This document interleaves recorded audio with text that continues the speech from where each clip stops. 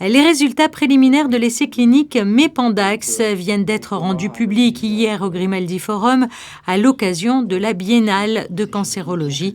Mené sur des enfants atteints d'un cancer du cervelet, ce travail de recherche a été financé par la Fondation Flavien.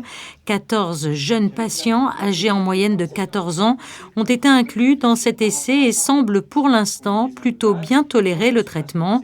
Une première étape qui se veut prometteuse dans la lutte contre cette maladie. On est dans la toute première étape de l'essai où on essaie d'établir à quelle dose les 2 médicaments qui sont utilisés peuvent être donnés aux enfants de façon sûre, sans trop de toxicité, et puis de commencer à voir s'il y a de l'efficacité. Donc on en est pour le moment au 2e palier de dose sur 3, et à ce palier-là, on a une toxicité qui est tout à fait acceptable et compatible avec un quotidien pas normal, mais pas loin.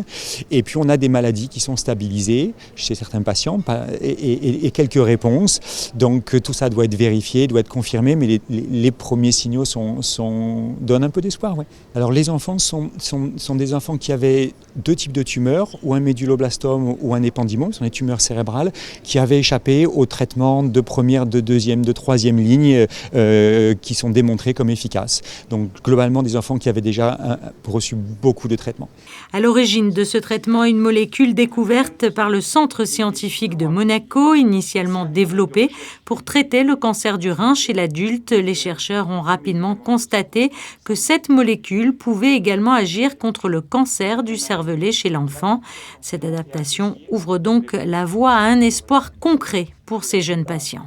Ce qui ont été les deux éléments vraiment très importants pour avancer dans ce projet, c'est premièrement le fait qu'on a pu démontrer que cette molécule est capable de pénétrer dans le cerveau, puisqu'on veut traiter des tumeurs cérébrales, et en fait le cerveau est protégé de ce qui circule dans le sang par quelque chose qu'on appelle la barrière hémato-encéphalique. Et puis l'autre aspect fondamental, particulièrement en cancérologie pédiatrique, c'est qu'on a pu démontrer aussi au laboratoire que cette molécule présentait un profil de toxicité très favorable, c'est-à-dire qu'elle allait très peu impacter des cellules normales, y compris des cellules normales d'enfants très jeunes, enfin de modèles qui ressemblent à des enfants très jeunes.